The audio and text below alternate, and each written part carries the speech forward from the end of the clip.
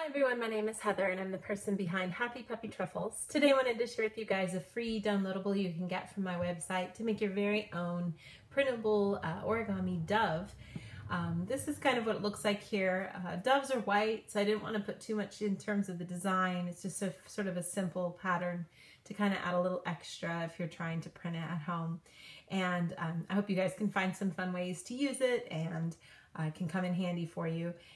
In Japan, the word for dove and for pigeon is the same, so that can be kind of confusing because pigeons are gray and doves are white. So, but it's basically the same idea. I really like this origami. I think it's so beautiful and simple, and it's just a really fun thing to do, and you get a really beautiful result from it. So I think it's a great origami to do with new people who are just starting to learn origami, kids, and anybody who's new to it.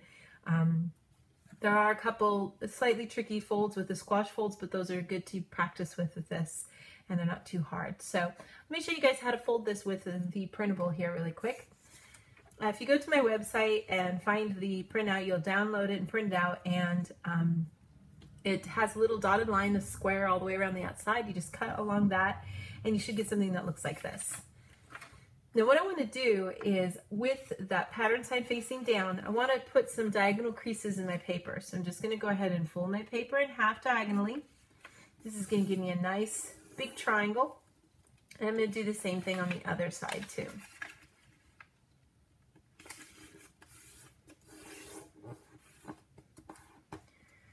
Then, when you've got everything kind of with those two creases, what I want to do is I want to have things sort of faced over here so that I can take a look at stuff. And what I want to do is take the top part where the two eyes are and fold backwards. Now, ideally, when you fold back, you want to try to use the guide of where the wing pattern is here as a hint, because you want to try to have it come down far enough so that this kind of just touches the edge here. Now, you also want to make sure things are straight, so it helps to turn things over for a second. Take this center crease that you see that's running through here, also up to the head. Use that as a guide to try to get everything lined up, and then smush it down from this side too. You can double check to make sure it looks okay, but that's kind of what we want to do. So it looks like this. Then I'm just going to fold everything in half.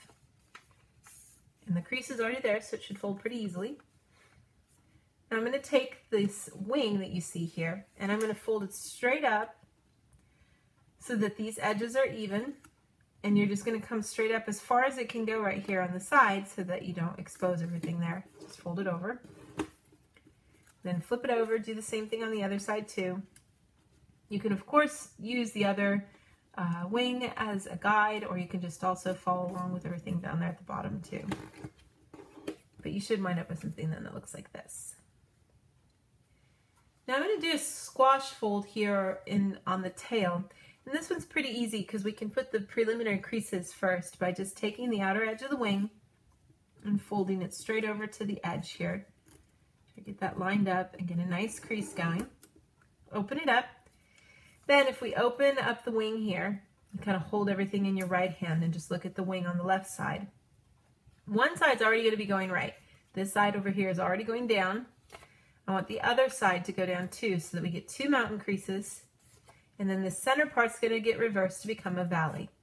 So when you put a little pressure, you can smoosh it together and you should be able to get something that looks like this. And then this is a point of preference on the tail. On the other one I showed you guys, depends on the version of origami you're looking at. You can leave the tail the way it is, or you can go ahead and open this part where the tail is, fold this tip to this back line that you can kind of see, this imaginary section here.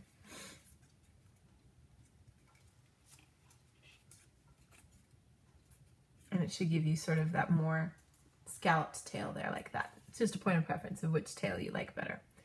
And then on the head, I'm going to do another reverse. But this one works, I think, a little better if you don't do a pre-crease. What you want to do is just pinch right here by the wings so that you're pinching hard enough to hold the part of where the head is. We don't want it to open all the way up. I just want to keep it kind of closed. And I'm just going to take this mountain crease that you see here, push it down and reverse this so that it becomes a valley. Pinch it from underneath Get it going in here so that you can pinch it from underneath. And then you're just going to find an angle that you like so that you can bring this beak out. Slowly push down to decide, you know, how much beak you want, the slope of the head.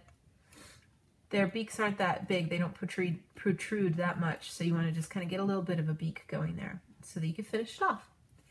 And that's the basic steps for making this dove or pigeon, depending on how you want to look at it. But like I said, you guys can get the downloads on my website. There's a link in the description below, and then if you also click on the little eye with a circle around it, that's YouTube's cards system where it shows a pop-up window to take you to things, and that's where I have my link to my website too. So you can go there and you'll find this as a new item if you check it right away. If you happen to be visiting the site later after I made this video, then you can also just do a search for dove, or you can look at the printables in the animal section for birds. You'll find them there as well. So yeah, I'll have some more fun things to share with you guys in the days to come. Thanks again always so much for watching, and I will see you all next time. Bye.